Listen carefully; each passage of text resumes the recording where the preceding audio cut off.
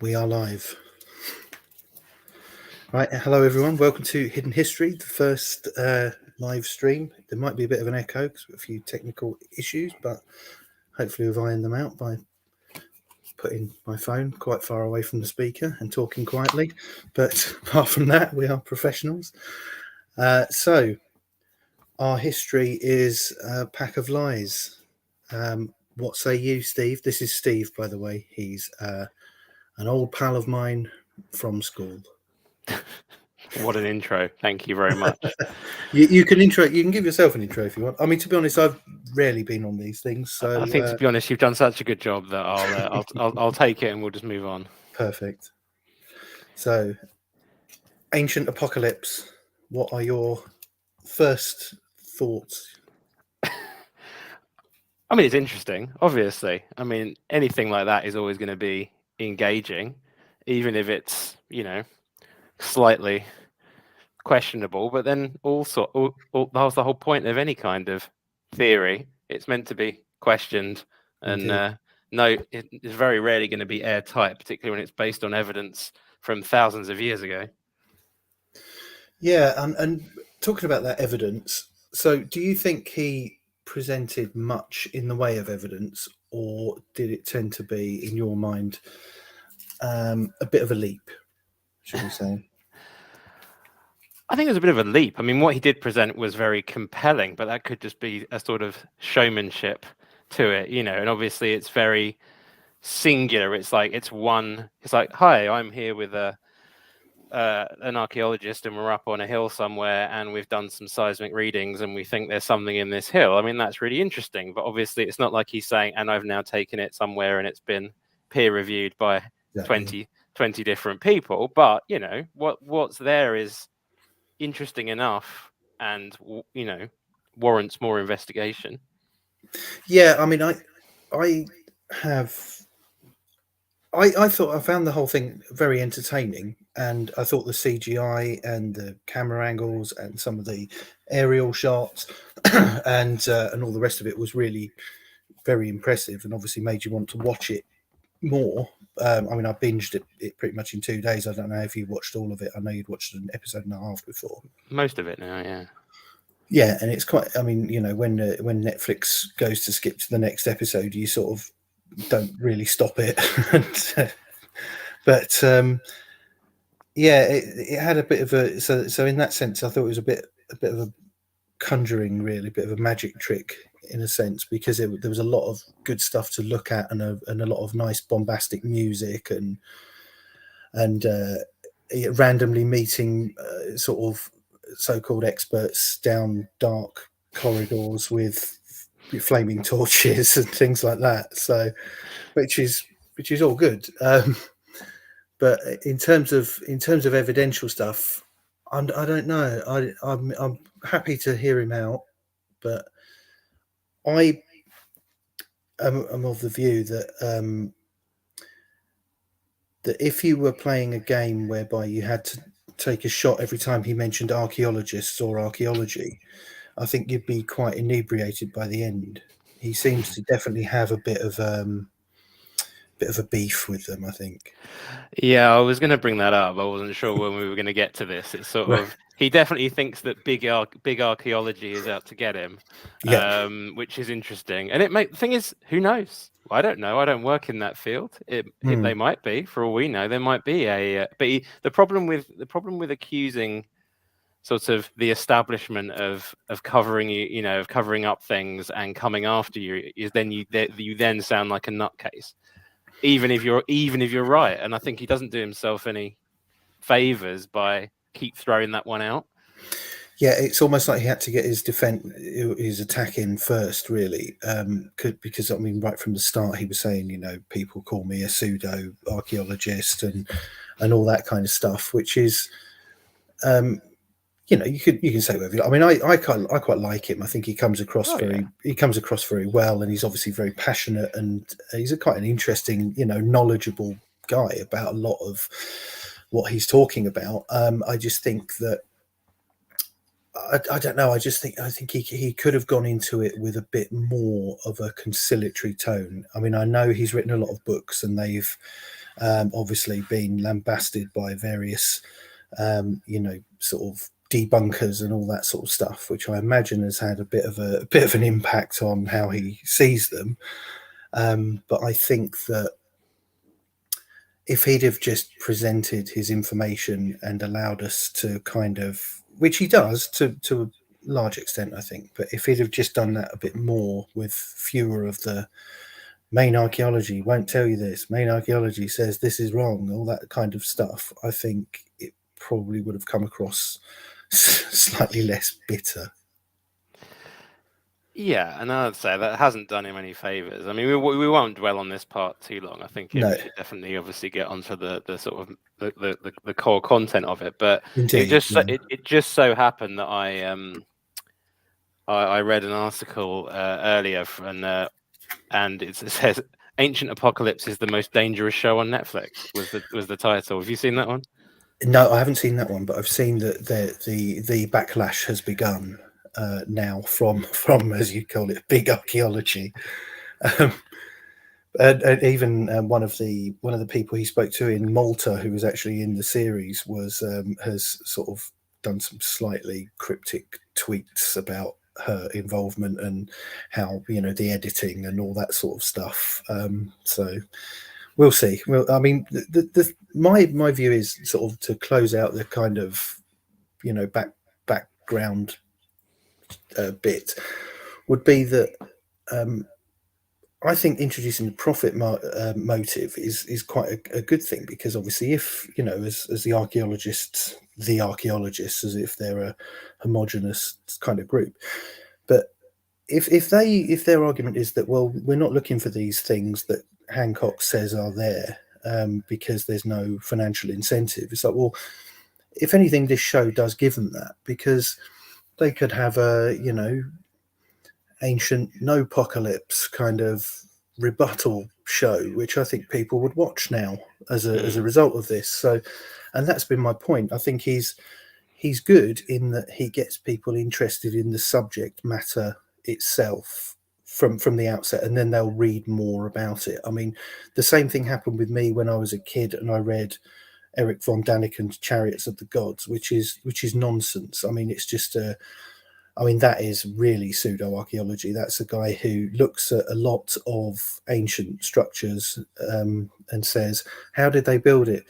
They couldn't possibly have built it, even though it's there. And then he says it was aliens that did it. So that's kind of the premise. He does that with every single thing, Nazca lines, pyramids, and the whole shebang. But it got me interested in the individual things that he was writing about. Obviously, at the time, when you're a child, you look at it and you go, "Oh yeah, it could be aliens," and he's like, "No, it definitely isn't." And but I'm still interested in the Nazca lines, for instance, as a result of that book. So if that's all it achieves, then I think that's a good thing, really. Well, yeah, I mean, it's the whole, there's no such thing as bad publicity. It's like, obviously there's kind of merit in highlighting certain things. If it gets people interested in archaeology, then it's great. If it gets people reading more about it, and I found myself reading a little bit more about some of the subjects now I wouldn't have done before. So in that sense, it's done the job. But I think, yeah. So anyway, we'll move on from his reputation and the response. We might come back to it later, but I think we should definitely cover. I mean, I think it's important to set that out, because obviously, the minute you sort of touch this subject or this particular individual, it does, it opens this sort of can of worms because of that sort of thing, and he's obviously quite a divisive figure. But anyway, that aside, so what did you think was the most sort of? I mean, you've seen most of it, you say? I have, yeah. I've seen the bulk of it, but to be honest, I actually still think the first one was probably one of the more compelling ones. Just in terms of what we'll take it on face value in terms of the evidence there. So this was the one that obviously where on a Gunung Padang in exactly Indonesia. the suggestion that in fact it was a, you know, much larger, not only much larger settlement, but also the fact that there were indications that it sort of was, you know, quote unquote impossible for the time based on the structure, and also things like the rocks that were there that were actually nowhere, you know, not from the region and had to be moved a very long way because they're essentially like volcanic rocks and that kind of thing, plus the, you know, seismic bit, which does get a bit interesting, which is sort of suggesting that there are actually chambers within the hill or within the mountain. I would have quite liked them to have dug down there and found out. That would have been quite good. Well, I think that's the point, isn't it? I think that actually from a lot of the places he went to, I think the Indonesian one, he kind of, you get the feeling he got the best reception there. I think they'd be quite happy to have Netflix come and give them some money to go and dig down there, whereas some of the other sites like Göbekli Tepe, for instance, probably not so much. That's the impression I got. But the what was your thoughts on that? Yeah, I thought well, I mean, again, the presentationally, I thought the CGI and everything, the recreation of what it looked like, and the three sort of the chambers and all that sort of stuff was amazing. It was great to sort of visualize that, because obviously you look at it and you know, I mean, it's an incredible thing to look at, just, you know, from those opening scenes. It's just sort of all of these apparent columns just scattered around on top of this huge jungly mountain, which is quite impressive. And I mean, from a presentational point of view, I did quite like the sleight of hand, whereas obviously, you know, they're all sort of octagonal shape or whatever they are, hexagonal shaped, and that's the way the crystal forms, basalt, I think it is, or something. But I like the fact that for a split second they led you to believe that they've been carved like that, and then he volunteers some science and refutes your preconception and says, no, this is natural. And then you sort of go, oh, hang on, he's not going to be pulling the wool over our eyes. He's fessed up to that one from the outset. Which you know, it might have gone over a lot of people's heads, but I noticed it straight away. But because it's kind of like I'm setting my stall out as a truth teller here from moment one. But anyway, yeah, I thought that was incredible, really. I mean, you know, just, you know, obviously the rudimentary nature of that civilization. Why would they bother? You know, that's the point, isn't it? You'd have to ask yourself, there must be some higher purpose for that. You know, not necessarily a real one, but certainly widely believed. You just wouldn't bother. You know, especially if your main function is hunting and gathering. You know, you basically start the day looking for food, and hopefully end the day having found it. I mean, and then start again. Well, exactly, and I mean, obviously the suggestion even in the show is that obviously it must. The go-to is always it's ceremonial. It's essentially a temple, which people will obviously even today, but obviously even back then would have spent a disproportionate amount of time on, even though you're pretty much a hunter-gatherer and you never know where your next meal's coming from. So there's plenty of evidence of that. So I don't dispute the effort. It's just the scale of it, I suppose, is kind of why would you? It's mind-boggling, isn't it? I mean, it's, you know, and also, you know, presume this civilization didn't have written communications or the ability to sort of draw up plans and all that sort of stuff. So, I mean, you know, at what point did someone say, right, that's finished now? You know, that's the thing. I was thinking, like, you know, that's just a couple more blocks, bit more basalt. Yeah, go and fetch some more from. However, I can't remember how it is. A while since I watched the first one. It's quite a long. Well, yeah, it's a long way away. It's like, I'll see you in 3 weeks. Go get some more basalt. Don't come back without any basalt. But the interesting thing is that does it necessarily have to be a kind of, you know, quote unquote, kind of unknown civilization having done any of this, or is it simply that we just have misunderstood the level of knowledge and technology at that particular time? Well, he thinks that, or he says that if you follow the series through, that what happened was obviously there was this cataclysm at the end of the last ice age, which raised sea levels and sunk a lot of the land mass. Obviously, Indonesia is a series of islands now, but it used to be all part of a mainland called Sunderland. Not to be confused with the city in the northeast of England. I think it's more Sunderland. But so, I mean, he sort of thinks obviously there was a lot more connectivity before this cataclysm and all the rest of it, the Younger Dryas event. But he sort of says that then these emissaries from this lost advanced civilization went to various different places and introduced civilizing technologies and even laws and architecture and all of that sort of stuff. And you sort of find yourself thinking, well, it is quite compelling because so many civilizations that are completely unconnected have these flood myths, but then on the other hand, my rational brain kicks in and I sort of say, well, water and fire are life-giving and life-taking elements, aren't they? They're going to cause you fear, but there seems to be something about one particular event that seems to have transcended most of these. There's a lot of similarities, and there's like someone arrives afterwards and all that sort of stuff to help them out and rebuild society. So whether that's Quetzalcoatl or Noah or whatever, really, it's so there is that, and you want to see those connections, I think. I weirdly enough, I think the connected flood thing actually has more weight to it than the very nice bunch of people wandering around giving technology and because let's face it, when most civilizations meet each other across history, it doesn't tend to be a lovely sharing of ideas for the most part.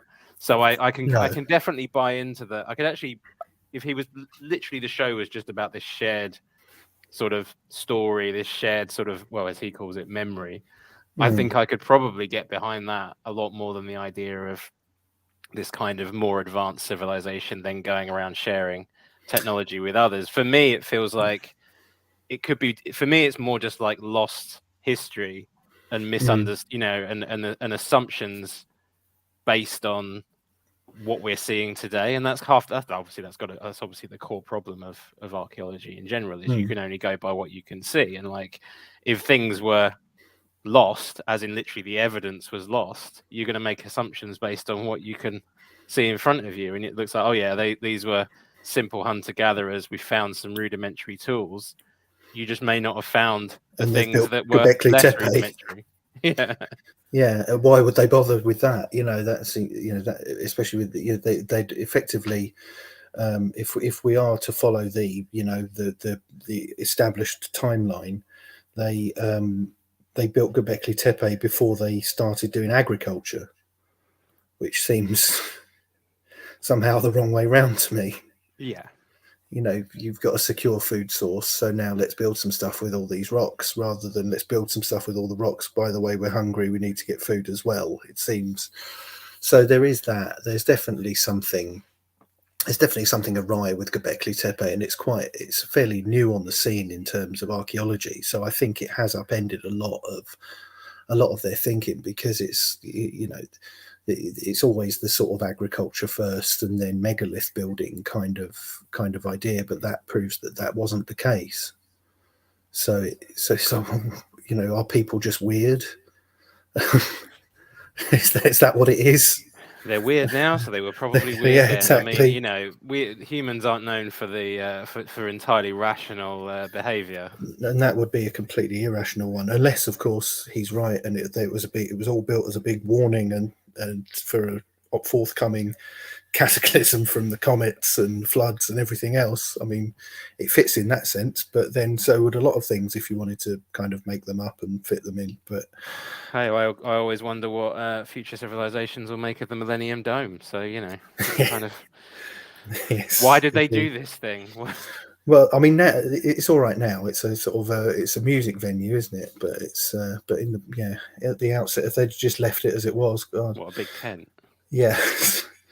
But the also, as a bit of an aside, I found myself getting slightly hungry watching a lot of these things. I mean, Gunung Padang sounds like, or Gunung Padang sounds like something I've eaten.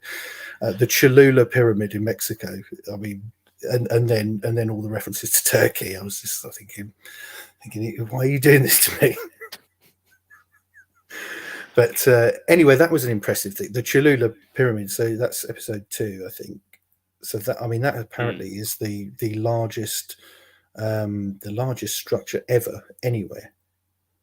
The one with the church on top, which is, the typical kind of conquistador, we're the winners, build a church on top of it kind of mentality. Mm.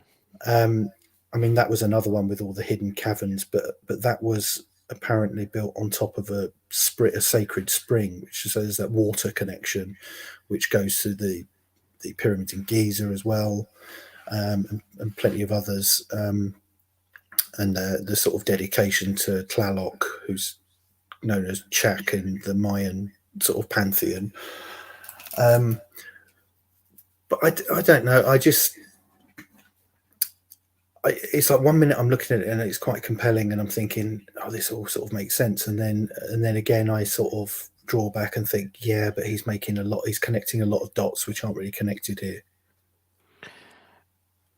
Which is fine as long as you've then got then produce some evidence to back up your connections, and I think that's probably what's drawing a lot of the criticism. Is it's quite surface. It's a surface reading, and I think if he actually came back with additional evidence and potentially some other sort of scientists backing him up, I think that would be better. Yeah, it's a lot of stuff which seems to be just put in there, like the advanced civilization. How advanced? There's no discussion around how advanced they were.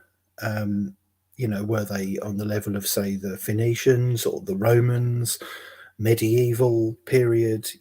Were they more advanced than us? There's no time or space given to that. But you think if you've conjured this thing up, then you kind of owe it to us to explain what you think they were like, how advanced they were. I mean, they would have been able to have circumnavigate the globe in ships, for instance, which is fairly advanced. I mean, the Romans couldn't do that. I think if they'd have put their minds to it, they could have done it, but they obviously didn't need to, because everything pretty much within their wheelhouse was in the Mediterranean, the Near East, or the massive extremity of Britannia. They didn't go any further than that, that we know of. But I think with their technology, they probably could have built ships. I mean, if you can build ships that can go from Europe to the Americas in the 1400s, with the civilization that they had then, which I would think in many ways was inferior to Rome, despite being hundreds of years later. There's no reason why they couldn't have done that, I suppose. So they could have been Roman level. They could have been. There's some sort of alternative history theories that the Greeks made it to the Americas and all of that sort of stuff as well, and mined copper, and even had sort of semi-permanent colonies there and all that sort of stuff. Although obviously nothing's been found really of any significance. I mean, but the Norse made it to the Americas in 1000 AD.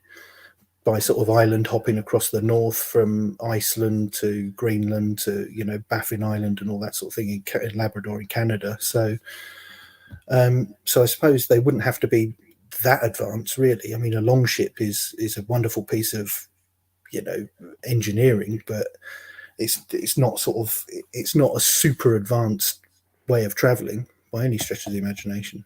No, and that's kind of the point, isn't it?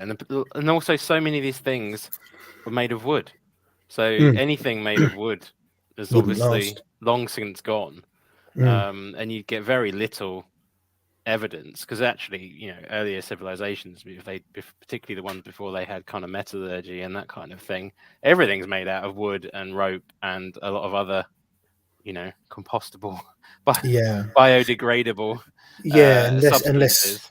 Unless they'd ended up in a peat bog or something like that and been preserved. But that's a bit sort of astronomical, really, isn't it? We've found a few of these, and they've been kind of 1,000,000-to-1 shots, really, bog bodies and all that sort of stuff. But I know there's this. He does this thing, I think, where he preempts the criticism. I don't know if he's necessarily heard it so many times that it's part of his sort of patter, or if he's kind of setting up a straw man to defeat. So one of them is where is all their trash kind of question? So if there was an advanced civilization, why have we not found the equivalent of their Coke bottles and all of their rubbish, which wouldn't biodegrade for thousands of years? It's like, but his answer to that is, well, who's to say they're using plastics? Yeah, exactly. That is I probably would have said exactly the same thing to that particular criticism. It's kind of, it's an easy one to defeat, though, isn't it? And that's the point. It's easy to defeat. What came first, the rebuttal or the criticism? Oh yeah, of course, and he is very defensive. But he is. I think that's to his detriment, because I think he's got this. I mean, I've followed his sort of career, I suppose, for a while, and I remember seeing interviews of him in the past when he sort of looked younger and had more hair, and I don't know why he just seemed less believable then. When they're older, they're kind of kindly old guy, and you sort of think, oh yeah, you're making a good point. And I think he could have leaned more into that but then maybe they're already eyeing a sort of second season where he's going to go into some more of these details with how advanced he thinks the civilization is and all that sort of stuff. But I mean, I don't know where else you can go really apart from there.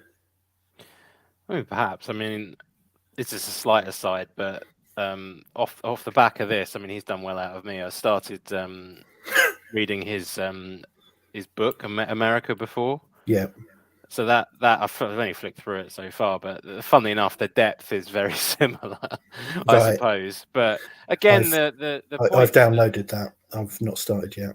Yeah, so I mean, the examples in there are very similar. Obviously, pretty much all of it is based on the whole of the Americas, so North and South America, suggesting that, again, it's the same, obviously, theory that giving various examples of how humans were inhabiting certain parts of it, or just obviously had greater technology than we, assume they did. But again, they're kind of a little bit kind of leapy, I suppose. I mean, one of the examples is to do with in the Amazon.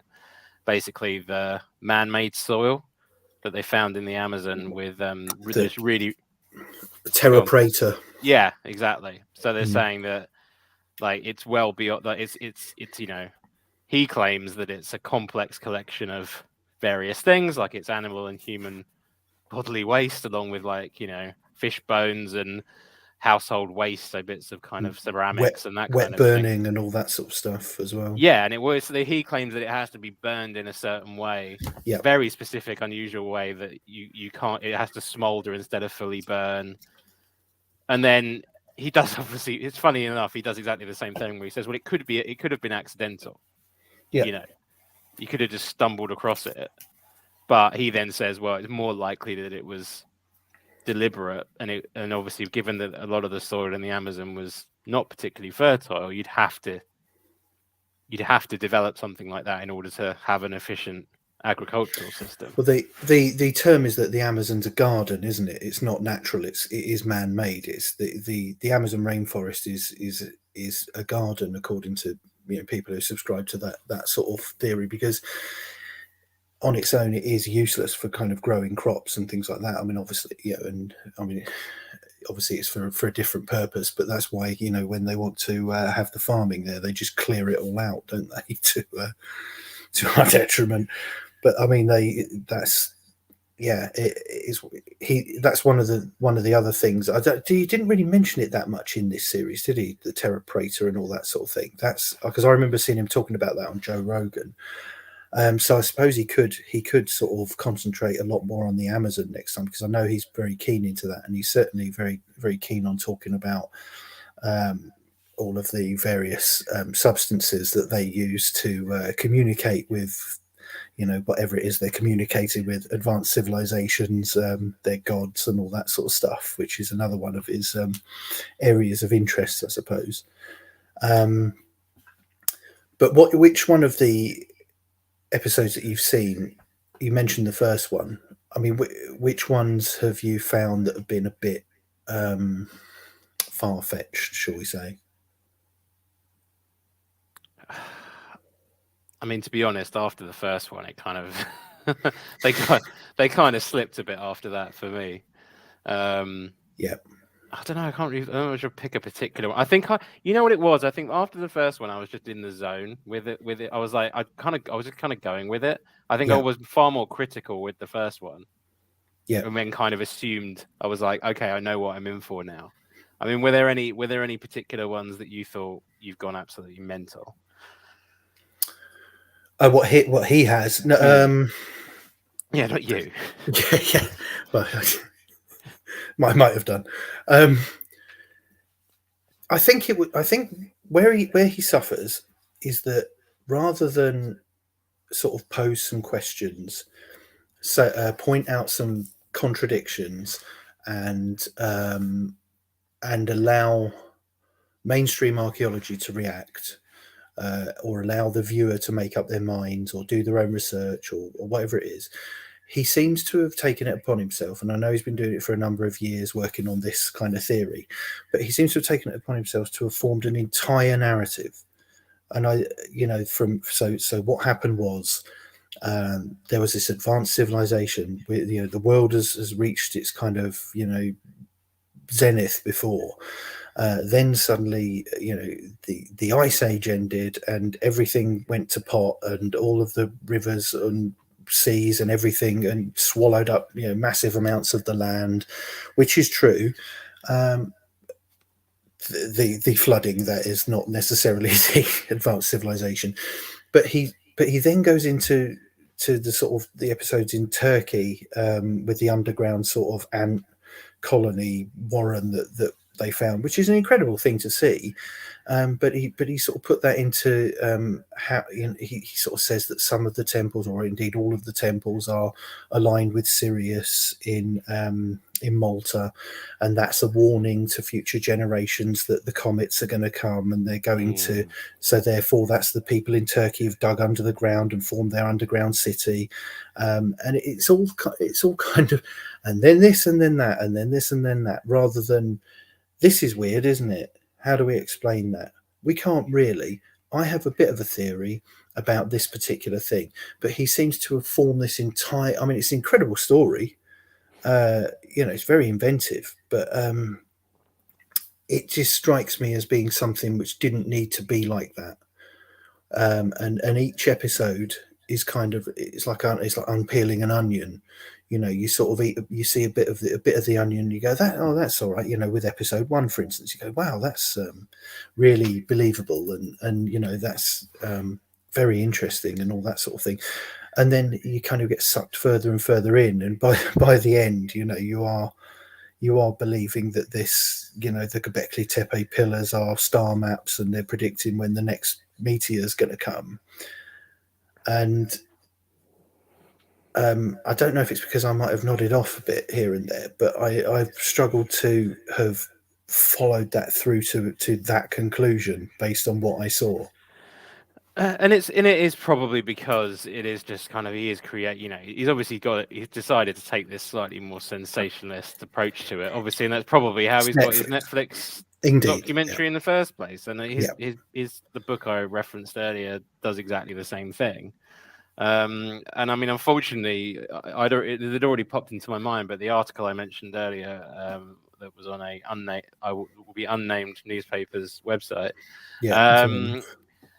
says that the show closely resembles the sort of half-baked documentary that one of the lesser Discovery channels would slap up at 3 a.m.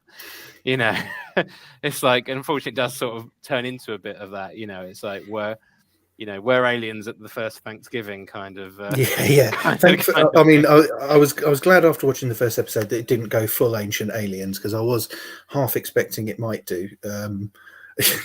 Sort of, how did this happen? Aliens, right? Next episode. So thankfully it didn't do that. But I mean, yeah, I don't want to criticize it too much, because I thought it was good, and I think it had, and I don't think it's dangerous like that article you referenced claims. That's insane.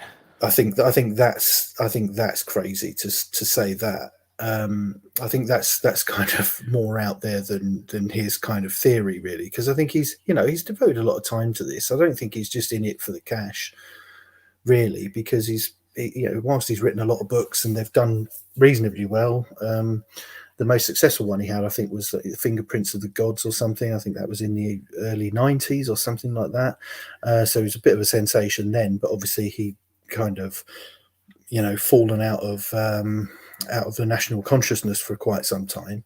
I don't know if this concentration on America is hoping to reignite that, because obviously, if you go on Joe Rogan, you can't just say all of this stuff's over there in Europe. You've got to have some stuff, that tourists can go and have a look at closer to home, haven't you, really? So I don't know. I mean, I don't like to accuse him of cynicism in that sense. I think it's just if you keep looking for something, you eventually start seeing it everywhere, and I think there's some of that.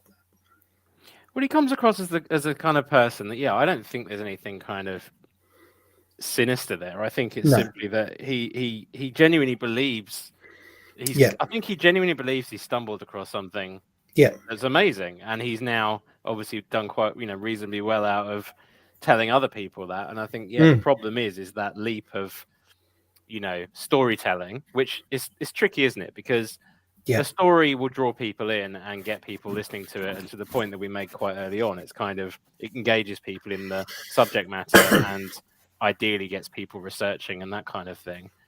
But then, of course, you're going to attract a lot of negative attention by doing that. Which is a shame, because I think we've spoken. The story's got to be good as well, hasn't it? And that's the point. So to engage people, you do have to do a bit of embellishment, possibly. So the question is, would you have been as engaged? Well, maybe you're a bad example, but would this have been as engaging without the embellishment? If he was literally spent 8 episodes going to various places and going, there's a tiny bit of evidence that something is not quite what we think, and then moving on.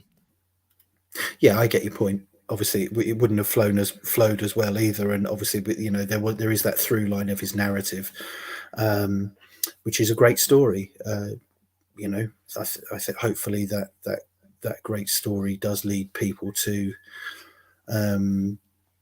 see history in a more enlightened way, perhaps, but not necessarily his way.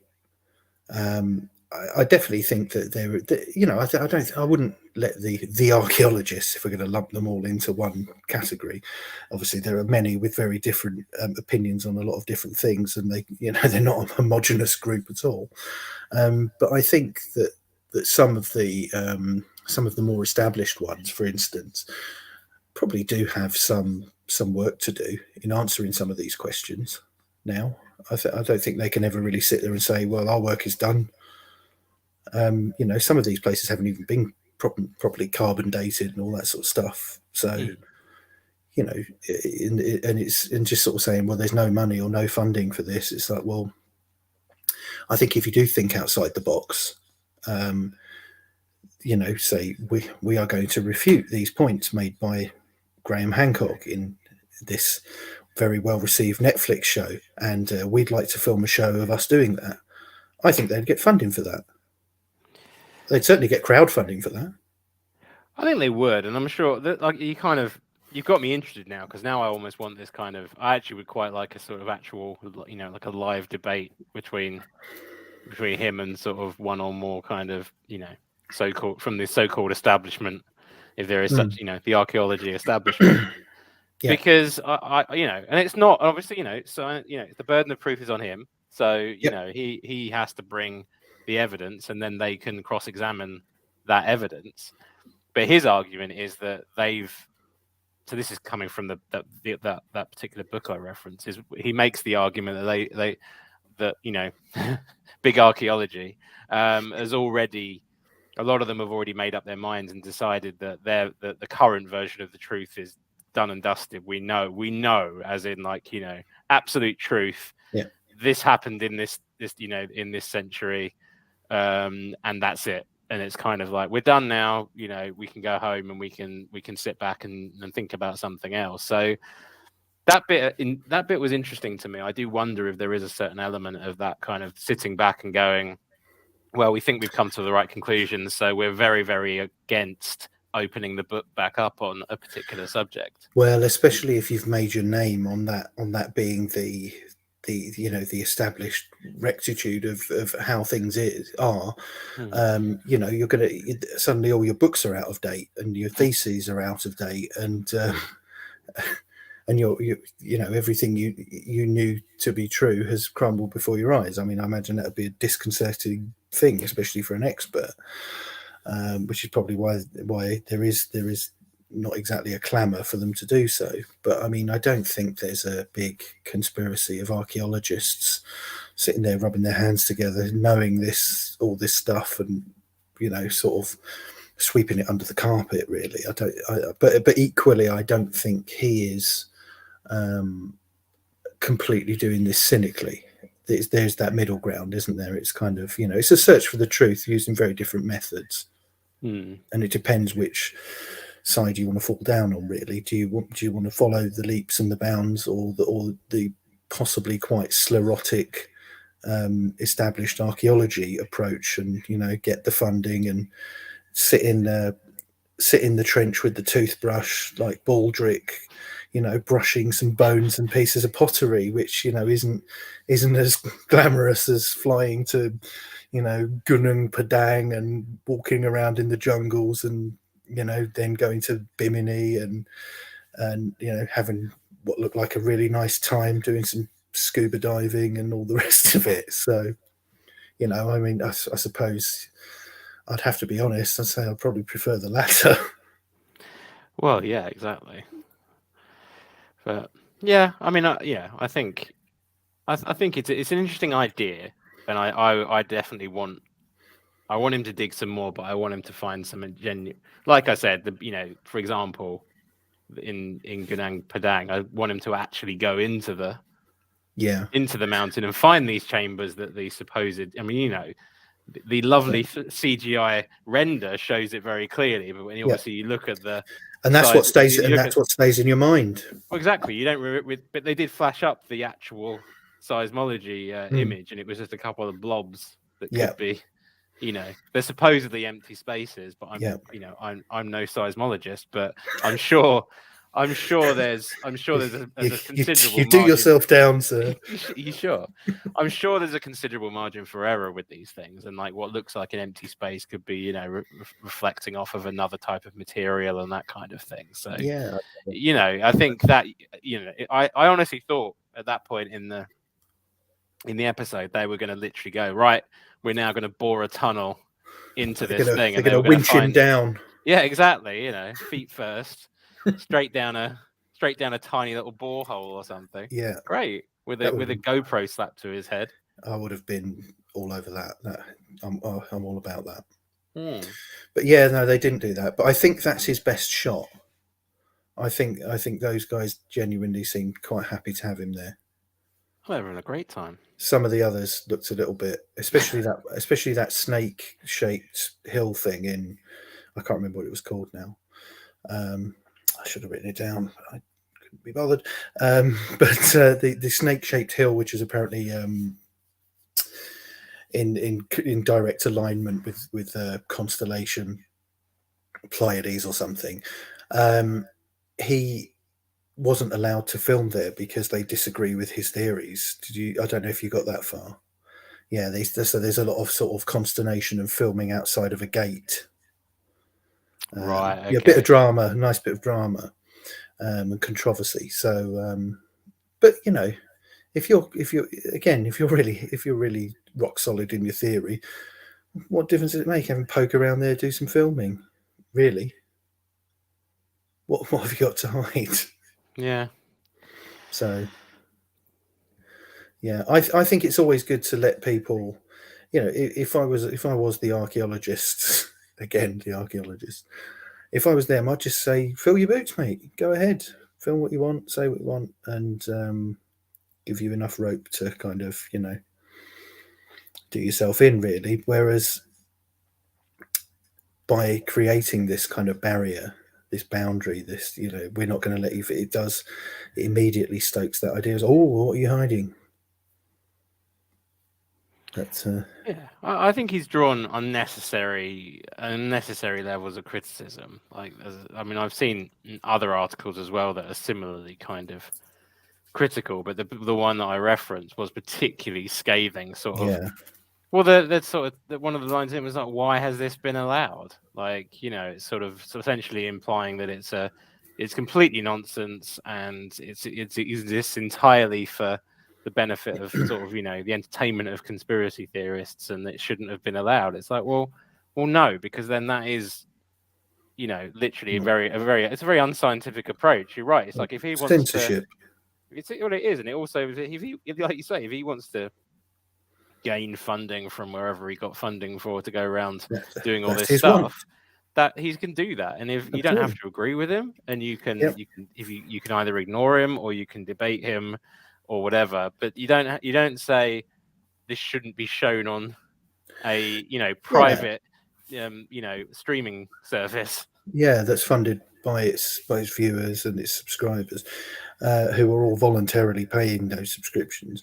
But I mean, the point I would make as well, based on that, was even if it was just purely entertainment for conspiracy theorists, so what?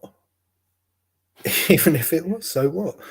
I mean, you know, I suppose if you're talking dangerous content, you could certainly do a lot more dangerous than, here are some old temples from history which I think are older than they say they are.